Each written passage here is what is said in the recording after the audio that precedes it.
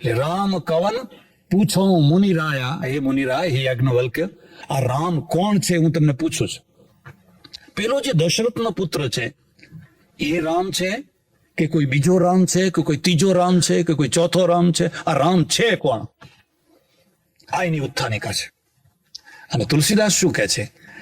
તુલસીદાસે જોયું કે એ સમયમાં એટલે 16મી શતાબ્દીમાં જેની સૌથી વધુમાં વધુ ઉપાસના ચાલતી હતી અને ઠેઠ કૈલાસથી માંડીને રામેશ્વરમ સુધી એક છત્ર જેની ઉપાસના ચાલતી હતી એ શિવને માધ્યમ બનાવી દીધો. છોડતું એ ખસમ દે ઘર નહીં છડ દે, એનું ખસમ જે માલિક છે એનું એ ઘર કદી છોડતું. અને ભૂલ્યા તે કેટલા ધણી બદલ્યા, તે કેટલા અહીં શીરો મળે છે બદલો ધણી ત્યારો, એમ કે અહીં લાડવા મળે છે કે બાંધો કંઠી તમારી, એમ કે અહીં ફલાણું થાય છે કે બાંધો. ત્યારે તું તો દર 6 મહિને 2 મહિને 4 મહિને તારો ધણી બદલી નાખે છે. બાજી લે ગયે કુત્તે, પેલો બુલ્લે શાહ કહે છે અરે તારા કરતા તો આ કૂતરા બાજી જીતી ગયા, કે એને ગમે એવા દુઃખ પડ્યા પણ એને કદી પોતાનો ધણી બદલ્યો.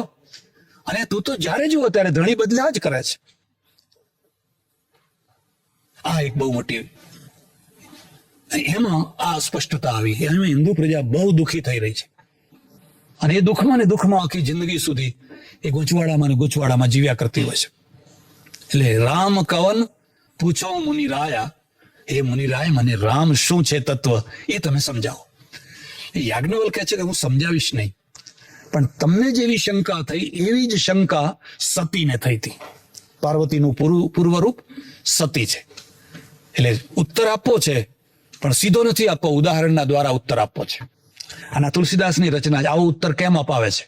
આવો ઉત્તર એટલા માટે અપાવે છે કે શિવ છે એ રામનું ભજન કરે છે એ બતાવવા માટે. શિવ અને સતી, એમાં શિવ અહર્નિશ રામ રામ રામ રામ રામ શિવ રટે છે. કારણ કે ઠેઠ કાશ્મીરથી માંડીને અમરનાથથી માંડીને રામેશ્વરમ સુધી શિવનો મહિમા છે. અને મારે આ એક નવો દેવ મૂકવો છે અને એની પ્રતિષ્ઠા કરવી છે. હવે એને સર્ટિફિકેટ આના દ્વારા અપાવવું છે. એટલે તમે શું, હું એનું ભજન કરું છું ને, હું અહર્નિશ એનું ભજન કરું છું ને. એટલે શિવ છે ને અહર્નિશ રામ રામ રામ રામ રામ રામ રટે છે. એટલે પેલા સતી પૂછે છે અરે તમારાથી વળી મોટું કોણ? તમે વળી કોનું ભજન કરો છો? તમારે કોઈનું ભજન કરવાની જરૂર નથી. તો શિવ કે સતી તને ખબર નથી, હું મારા ઈષ્ટદેવનું ભજન કરું છું ને મારા ઈષ્ટદેવનું નામ છે રામ છે. એ સતીએ મોઢું બગાડ્યું. આ રામ, આ પેલા સીતાના વિયોગમાં ઝૂલે છે ને, જાડે જાડે સીતા સીતા સીતા, એને તમે તમારા ઈષ્ટદેવ કહો છો? રામ કે છે હા હું એને ઈષ્ટદેવ માનું છું, એ મારા ઈષ્ટદેવ છે. તો સતીના મગજમાં કઈ વાત ઉતરી. એટલે સતીએ વિચાર કર્યો કે મારે એની પરીક્ષા લેવી, અને જો હું પરીક્ષામાં પાસ થઉં તો બરાબર છે, પણ મારે એની પરીક્ષા લેવી. એટલે શિવ બિચારા ધ્યાનમાં બેઠા હશે, કઈ ભજન કરતા હશે ને સતી નીકળી પડ્યા. યુગાનો યુગ બરાબર એ જ સમયે સામેથી રામ અને લક્ષ્મણ સીતાના વિયોગમાં ઝૂરતા ઝૂરતા સીતે સીતે સીતે વ્યાકુલાત્મા દશરથ તનય હો રે રે વૃક્ષા, હે વૃક્ષો તમે સીતાને જોઈ, તમે સીતાને જોઈ. એટલે આ સતી ખુશ થઈ ગયા અને બિલકુલ સીતાનું રૂપ ધારણ કરી લીધું. સીતાનું રૂપ ધારણ કરી રસ્તામાં ઉભા થઈ ગયા. આ હમણાં મને જોશે અને રામ દોડતા આવશે, હા સીતા મળી ગઈ, સીતા મળી ગઈ, સીતા મળી ગઈ. અને પછી હું ખડખડાટ હસી, ઓહો આવા તમે રામ ને, તમને આટલી ખબર નથી. એટલે સીતાજીનું રૂપ ધારણ કરી અને એ ઉભા થઈ ગયા. રામ આવ્યા નજીકમાં, પગમાં પડ્યા અને કહ્યું કે માતાજી મારા દાદા ક્યાં રહી ગયા? કાપો તો લોહી ના નીકળે. પરીક્ષા કરવા ગયા પણ પોતાની પરીક્ષા, હા ના ના ઠીક છે ઠીક છે ઠીક છે મજામાં છે, આમ છે તેમ છે કરી ગોટાળા કરી અને ઘેર આવતા રહ્યા. એમાં આજે કોઈ આવું કરે તો તમારે કોઈને એને દોષ ના દેવો. આ ઠેઠ શિવ પાર્વતીથી ચાલ્યું આવ્યું છે. આ ઘરમાં થોડા ઘણા ગોટાળા કર્યા વિના છૂટકો જ નહીં. સતી છે ને આવ્યા, શિવજીને ધ્યાનમાં ખબર પડી ગઈ કે આ સતી તો સીતાનું રૂપ ધારણ કરીને હમણાં ઊભી હતી અને પરીક્ષા લીધી. મેં ના કહ્યું તું છતાં એણે પરીક્ષા લીધી. હવે એ સીતાનું રૂપ ધારણ કર્યું એટલે મારા કામની એ રહી. આ રામાયણ છે, તુલસીકૃત રામાયણ. તુલસીકૃત રામાયણ છે. તો હવે શું કરવું? એટલે શિવજીએ મનોમન સતીનો ત્યાગ કર્યો. હવે મારે ને એને પતિ પત્નીનો સંબંધ ખલાસ, ખતમ. અમે એક સાથે ઘરમાં રહીશું, પણ પતિ પત્નીનો કોઈ વ્યવહાર કરશું. આવો સંકલ્પ કર્યો એટલે ઉપરથી પુષ્પવૃષ્ટિ થઈ, આકાશમાંથી પુષ્પો પડ્યા. એટલે સતીએ પૂછ્યું, હો, આ ફૂલ શાના પડ્યા? શિવ જાણે છે કે આ શાના ફૂલ પડ્યા છે, પણ સતીને કઈ કહેવું. દિવસો વીતવા લાગ્યા, શિવજીનો વ્યવહાર બદલાઈ ગયો અને સતી દુઃખી થવા લાગ્યા. સતીને ખ્યાલ આવી ગયો કે શિવ છે એનો આખો વ્યવહાર બદલાઈ ગયો છે. એક બીજી વાત તમને કહું છું, પતિ પત્ની હોય અને બંનેના વચ્ચે દિવાલ ઊભી થઈ ગઈ હોય, જો ત્રીજા માણસે દિવાલ ઊભી કરી હોય તો એ દિવાલને તોડી પાડવી બહુ સરળ કામ છે. કોઈ ત્રીજા માણસે ચાળી કરી, ચુગલી કરી, આ કર્યું તે કર્યું, અને બેના વચ્ચે દિવાલ ઊભી થઈ ગઈ, બે જુદા પડ્યા, અથવા ઘરમાં રહેવા છતાં પણ દિવાલ સાથે રહે છે, તો એ દિવાલને તોડવી બહુ સરળ છે. પણ બંનેનું જે પોતાના દ્વારા જો દિવાલ ઊભી થઈ હશે તેને તોડવી બહુ કઠિન છે. કારણ કે દોષનો ટોપલો કોના ઉપર નાખવો? પેલું તો એમ કહી શકાય કે અરે આ તો તારી નણંદે બધું આવું કર્યું, તારી દેરાણીએ કર્યું, તારી જેઠાણીએ કર્યું, તારી સાસુએ કર્યું, પડોશણે કર્યું, એટલે ટોપલો બધો ગયો એના માથા ઉપર. પણ આ બે પોતે જ એમાં કારણ છે, બેમાંથી એક કોઈ કારણ છે, અને જે દિવાલ ઊભી થઈ છે એને તોડવી બહુ કઠિન. અને સતી છે ને મનમાં ને મનમાં દુઃખી થાય છે. એક સ્ત્રી વિધવા છે એટલે એને તો ખાતરી થઈ ગઈ કે હું તો વિધવા છું, એટલે મારે તો હવે આ રીતે જીવન જીવવાનું છે. એક સ્ત્રીનો પતિ પરદેશ ગયો છે એટલે એને પણ એમ છે કે 2 વર્ષે, 4 વર્ષે, 5 વર્ષે આવશે, ત્યાં સુધી મારે પતિ વિનાનું જીવન જીવવાનું છે, એટલે એ બરાબર છે. પણ મારો પતિ તો મારા ઘરમાં છે, અને ઘરમાં હોવા છતાંય મારો નથી. હવે મારે ધીરજ રાખવી, સંતોષ કરવો, કે મારે મન મનાવવો તો કેવી રીતે મનાવવું?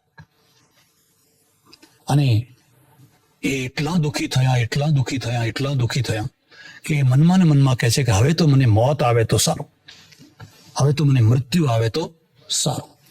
અને મૃત્યુની આખી વ્યવસ્થા થઈ ગઈ. હું તમને વચ્ચે એક વાત કહું છું.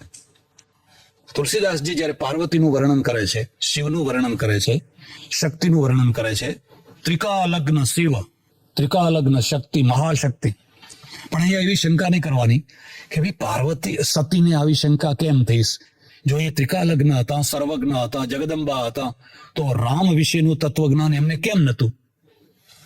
એવી શંકા નહીં કરવાની. કારણ કે કવિને તો કવિતા ચલાવવી છે, કાવ્ય ચલાવવું છે, કથા ચલાવવી છે. ને કથા ચલાવવી હોય એટલે કોઈ વાર પાત્રને ડાઉન કરી દે ને કોઈ વાર પાત્રને ઊંચું કરી દે. એમને જેમ મરજી આવે એમ પાત્રને ઘડી નાખે. એટલામાં શિવ ને સતી બંને બેઠા છે કૈલાસમાં, અને ત્યાંથી જે રસ્તો નીકળે છે ને એ રસ્તામાંથી બધા જાત જાતના વાહનો નીકળવા લાગ્યા. કોઈ ઇન્દ્ર, વરુણ, યમ, કુબેર, પ્રજાપતિ, ફલાણા ફલાણા ફલાણા. સતી ઉત્કંઠાથી પૂછે છે, તમે બધા ક્યાં જાઓ છો? તમને ખબર નથી કે ના? તમારા બાપના તો મોટો યજ્ઞ છે, દક્ષ પ્રજાપતિના ત્યાં બહુ મોટો યજ્ઞ છે ને અમે એ યજ્ઞમાં જઈએ છીએ. એટલે સતી વિચાર કરે છે કે આ લોકોને આમંત્રણ મોકલ્યું ને મને આમંત્રણ ના મોકલ્યું, પણ જરૂર મોકલ્યું હશે. એક બીજી વાત યાદ રાખજો, સ્ત્રીના 2 અવલંબન, 2 સ્થાન, સાસરું અને પિયર. એમાં ઇંગ્લેન્ડમાં તો પિયર હોય જ નહીં, હે? અહીંયા તો પિયર હોય જ નહીં. જો સાસરામાંથી પગ ઉપડ્યો તો સીધો હોટલમાં.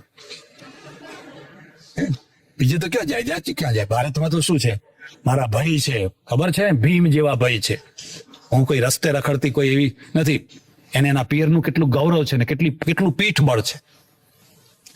એટલે તો હમણાં પેલી બળે ગઈ, ભાઈ બીજ આવશે કે ભાઈ બેન ના પણ સંબંધ છે. એમાં પણ સ્ત્રી જો દુઃખી હોય તો એને પિયર બહુ યાદ આવે, સુખી હોય તો ઓછું યાદ આવે, પણ દુઃખી હોય તો એને બહુ યાદ આવે. હવે આ સતી તો દુઃખી છે, મારે કરવું શું, મારે જવું ક્યાં? એ શિવ પાસે આવી. આપણી કોઈ કંકોત્રી આવી છે, કોઈ ટપાલ આવી છે કે ના? હમણાં કે ટપાલ વાળા બધા અવ્યવસ્થિત થઈ ગયા છે, બાકી મારા બાપુ મને કંકોત્રી લખ્યા વિના રે નહીં, જરૂર લખે. મારે જવું છે.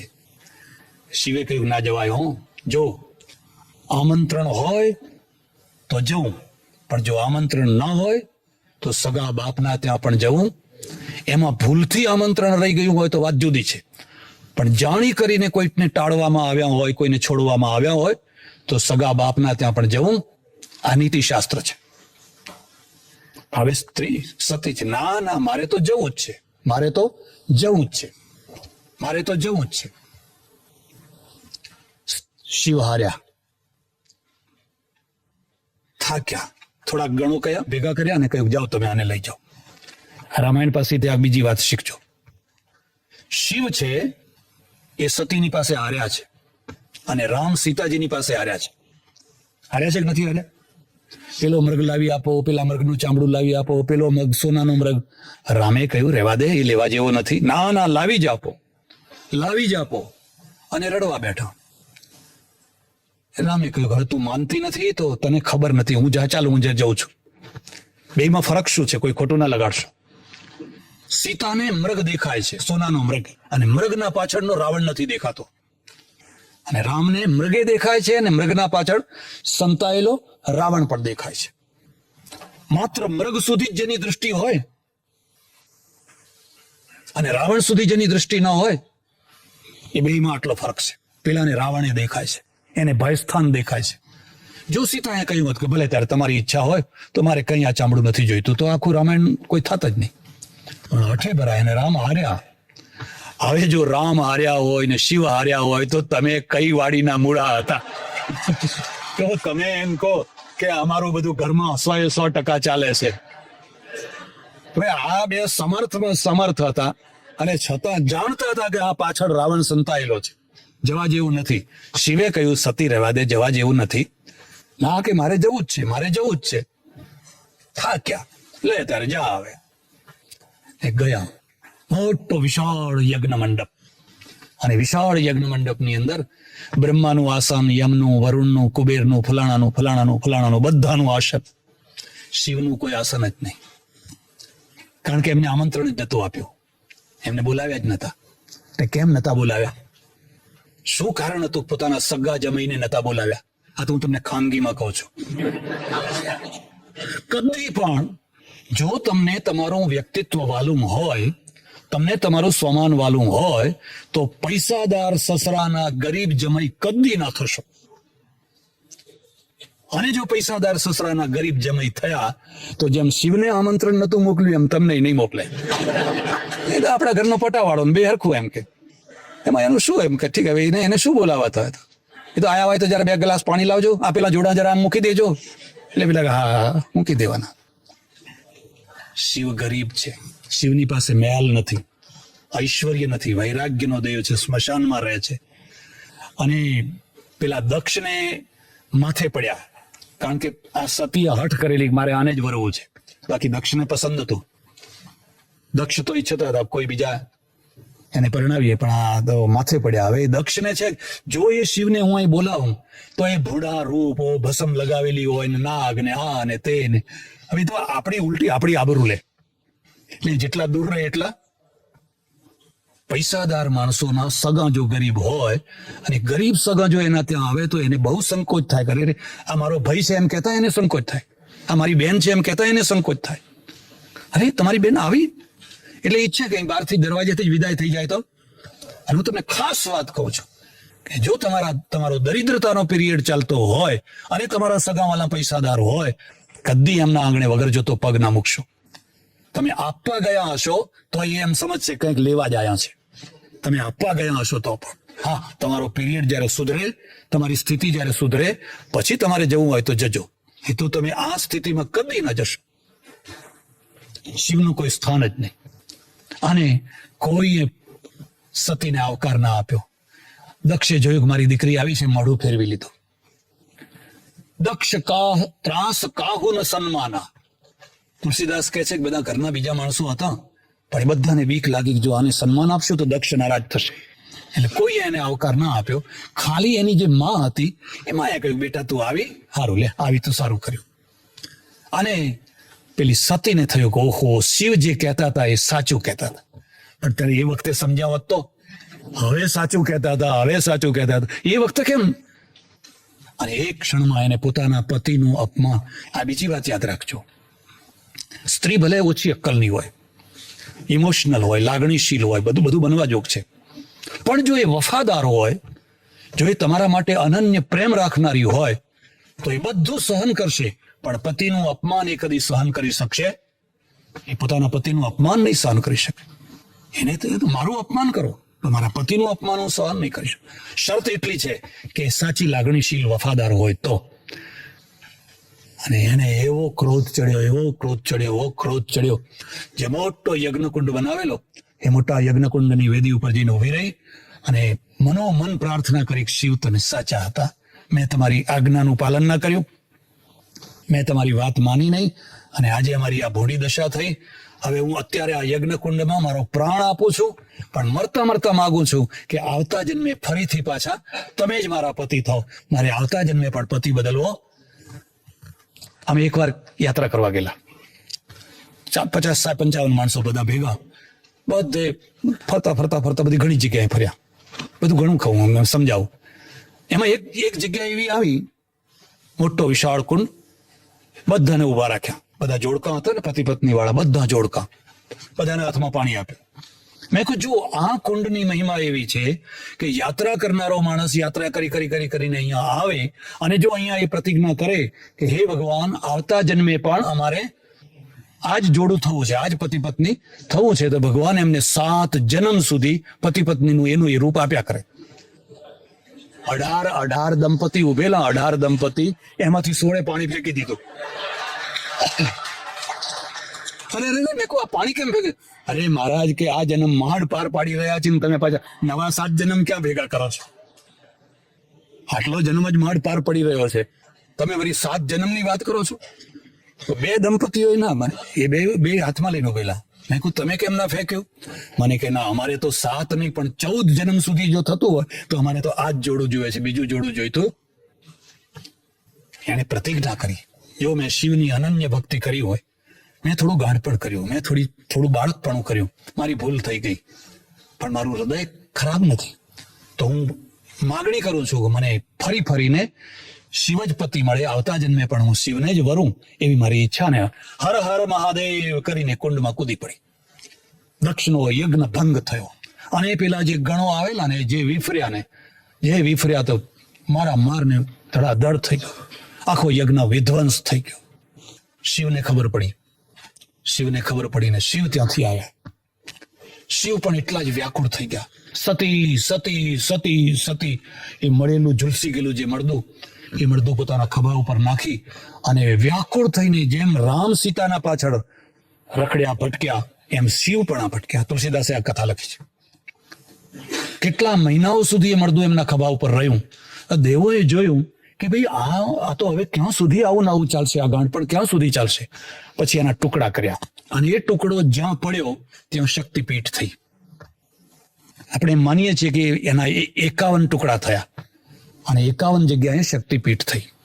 ઠેઠ હિંગળાજ માતા બલુચિસ્તાનમાં, હિંગળાજથી માંડીને કામાક્ષા દેવી આસામમાં, ત્યાં સુધી તમે આખા ભારતમાં ફરો તો 51 ટુકડા પડેલા અને 51 ટુકડાના કારણે ત્યાં શક્તિપીઠો થઈ. આનું અધ્યાત્મ રૂપ છે. આ તો લૌકિક રૂપમાં મેં તમને વાત કરી. તમને ખબર છે ગુજરાતમાં કયો ટુકડો પડ્યો? હૃદય પડ્યું, હૃદય, હાર્ટ પડ્યું. એટલે ગુજરાતી ઇમોશનલ હોય છે, એટલે ગુજરાતીઓ બધા લાગણીશીલ હોય છે. ગુજરાતીઓ ભોળા એટલા માટે હોય છે કારણ કે પેલું હૃદય, શક્તિનું હૃદય પડ્યું. હું આવું ને જરાક લોકોને ચાવી ચડાવું, પટેલ બેહો પાટલા ઉપર, કે હા મહારાજ કે. અને અમે તો પહેલા પટેલોને જ ખોડીએ, કારણ કે પટેલો 2 સામસામાં આવી જાય ને પછી પાટલા ઉપર બેસવા માટે ખેતર વેચી નાખે, ઘર વેચી નાખે, પણ એને તો નહીં જ બેસવા દો. એમાં પોતાને બેસવાનો ઉત્સાહ નથી, હો, પોતે બેસે કે ના બેસે, પણ એને તો નહીં જ બેસવા દો. અને અમારે ચડોતરમાં તો એક બીજી ખાસિયત છે. અમારે ચડોતરમાં જે સામો પક્ષ હોય ને, એ સામા પક્ષને ઉતારી પાડવા માટે નારી જાતિમાં બોલે એને. એ શું બેસતી હતી એમ કે, એની સ્ત્રીમાં બોલે, એ શું બેસતી હતી કે હું મરી ગયો છું એમ કે. બધા ઇમોશનલ છે, લાગણી પ્રધાન છે. એટલે લાગણી પ્રધાન હોવાના કારણે જે વૈષ્ણવ ધર્મ, જે રાજભોગ, બાળભોગ, ફલાણા મનોરથ, ફલાણા, એ બધું જે ગુજરાતમાં ચાલ્યું એ બીજે ના ચાલી શક્યું. એ ગુજરાતમાં વધારે ચાલ્યું. અને દયાનંદ સરસ્વતીનું ગુજરાતમાં ના ચાલ્યું, એનું હરિયાણામાં ચાલ્યું, પંજાબમાં ચાલ્યું, દિલ્હી તરફ ચાલ્યું, અહીંયા ના ચાલી શક્યું. એટલે સજ્જનો, આ રીતે ઉત્થાનિકા કરી અને એ ઉત્થાનિકાના પાછળનો હેતુ એ છે કે શિવ પણ રામ રામ રામ રટે છે અને રામની શોધમાં પેલા ભરદ્વાજ ઋષિ નીકળ્યા છે અને એમના સમાધાન માટે આ કથા મૂકી છે. એના પાછળનો હેતુ એ છે કે વાલ્મીકી રામાયણ કોઈ દિવ્ય પુરુષ, કોઈ ઉત્તમ પુરુષ, કોઈ ગુણવાન પુરુષ, કોઈ પરાક્રમી પુરુષની શોધમાં નીકળ્યા છે ને એના માધ્યમથી રામાયણ રચવું છે. જ્યારે અહીંયા સર્વોચ્ચ પરિપૂર્ણ બ્રહ્મ છે એ બ્રહ્મની શોધમાં નીકળ્યા છે અને એને મધ્યમાં રાખીને રામાયણ રચવું છે. જો આ બે ભેદ તમને ખ્યાલમાં આવશે તો આગળનો રામાયણ તમને બેયને વધારે સરળ થઈ જશે. અને આનું મૂળ કારણ એ છે કે મહર્ષિ વાલ્મીકીને કોઈ સંપ્રદાય નથી, એ તો ઋષિ છે. ત્યારે તુલસીદાસજીને રામાનંદ સંપ્રદાય છે અને રામાનંદ સંપ્રદાયના ઈષ્ટદેવ રામ છે અને રામની સર્વોપરિતા બતાવવા માટે એ વખતના જે સર્વોપરી ભગવાન છે એ સર્વોપરી ભગવાનને સાધક બનાવી દેવાના છે. એ પણ એમનું ભજન કરે છે. આ બંનેના પાછળનો હેતુ છે. કૃષ્ણ કનૈયા સદગુરુ નમઃ પાર્વતી પતે હર હર મહાદેવ હર.